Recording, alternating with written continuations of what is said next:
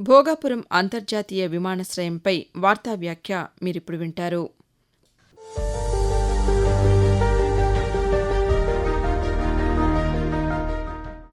భారత విమానయాన రంగాన్ని ప్రపంచంలోనే అగ్రగామిగా నిలపడానికి ప్రధానమంత్రి నరేంద్ర మోదీ నాయకత్వంలోని కేంద్ర ప్రభుత్వం గత దశాబ్ద కాలంగా అనేక విప్లవాత్మకమైన చర్యలు చేపట్టింది. సామాన్యులకు సైతం విమాన ప్రయాణం అందుబాటులోకి తేవాలనే లక్ష్యంతో పౌర విమానయాన ముఖ చిత్రాన్ని మార్చేలా పలు పథకాలను అమలు చేస్తోంది.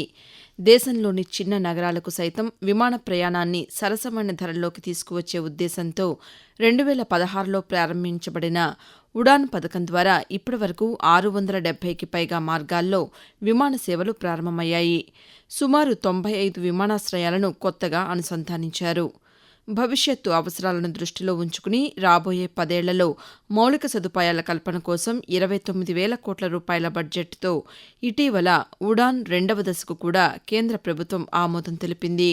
ప్రధానమంత్రి నరేంద్ర మోదీ దార్శనికతకు అనుగుణంగా 2030 నాటికి ఏటా 50 కోట్ల మంది ప్రయాణికులకు సేవలు అందించే స్థాయికి భారత విమానయాన రంగాన్ని తీర్చిదిద్దాలని చేపట్టిన చర్యలు అనేక సత్ఫలితాలనిస్తున్నాయి.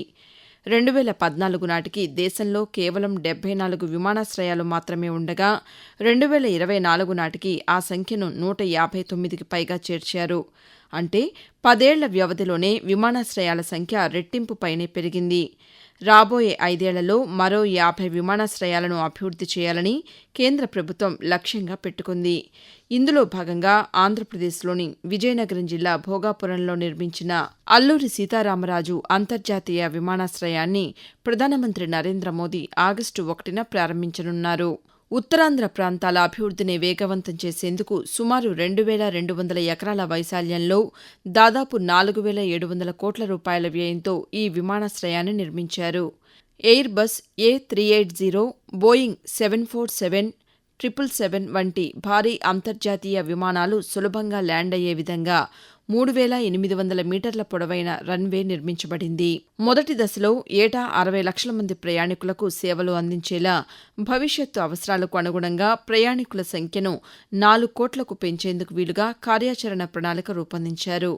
ఇది సముద్ర తీర ప్రాంతమైనందున ఆ సంస్కృతి ప్రతిబింబించేలా ఎగిరే చేప ఆకారంలో నిర్మించిన భోగాపురం విమానాశ్రయ టెర్మినల్ పైకప్పు తెలుగు సంప్రదాయ రంగవల్లుల నమూనాతో రూపకల్పన చేశారు. అంతర్జాతీయ ప్రయాణికులకు స్థానిక సాంస్కృతిక వారసత్వాన్ని పరిచయం చేసేలా ప్రవేశ ద్వారం వద్ద ఏటికొప్పాక బొమ్మలు, బొబ్బిలి వీణను ఏర్పాటు చేయడం ప్రత్యేకంగా నిలుస్తోంది. ఇక రవాణా సౌకర్యాల విషయానికి వస్తే విశాఖపట్నం జాతీయ రహదారి NH16, NH26లను విమానాశ్రయానికి అనుసంధానిస్తారు. ప్రయాణికుల కోసం ఏపీఎస్ఆర్టీసీ పర్యావరణ హిత ఎలక్ట్రిక్ బస్సులను, జీఎంఆర్ సంస్థ ప్రత్యేక మెట్రో బస్సులను అందుబాటులోకి తెచ్చింది. రాష్ట్ర ప్రభుత్వం అనుసంధాన రహదారులు, విద్యుత్, నీటి సరఫరా వంటి మౌలిక వసతులను కల్పించింది. విమానాశ్రయ పరిసరాల్లో aviation city, aerospace and defence hub ఏర్పాటు కావడం ద్వారా 20,000 కోట్ల రూపాయల పెట్టుబడులు రావచ్చని, సుమారు 60,000 ప్రత్యక్ష, 1.2 లక్షల పరోక్ష ఉద్యోగాలు లభిస్తాయని అంచనా. అంతేకాకుండా 136 ఎకరాల్లో ఏర్పాటు కానున్న ఏవియేషన్ విశ్వవిద్యాలయం ద్వారా ఏటా 9,000 మంది విద్యార్థులకు ఏరోస్పేస్, డ్రోన్ టెక్నాలజీ అంశాల్లో శిక్షణ లభిస్తుంది. ఇప్పటి వరకు విశాఖపట్నం అంతర్జాతీయ విమానాశ్రయానికి ఉపయోగిస్తున్న VTZ అంతర్జాతీయ పర్యాటక నియమావళి ఆగస్టు 17 అర్ధరాత్రి 12 గంటల నుంచి అల్లూరి సీతారామరాజు అంతర్జాతీయ విమానాశ్రయానికి బదిలీ చేయనున్నట్లు వెల్లడించింది.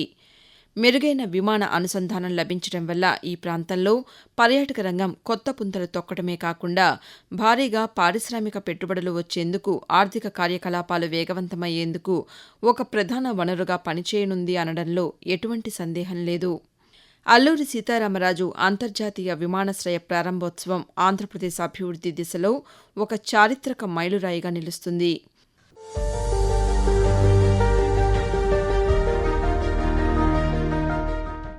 భోగాపురం అంతర్జాతీయ విమానాశ్రయంపై వార్తా వ్యాఖ్య మీరింతవరకు విన్నారు. రచన MLN మాధురి. సమర్పణ ప్రాంతీయ వార్తా విభాగం, ఆకాశవాణి విజయవాడ కేంద్రం.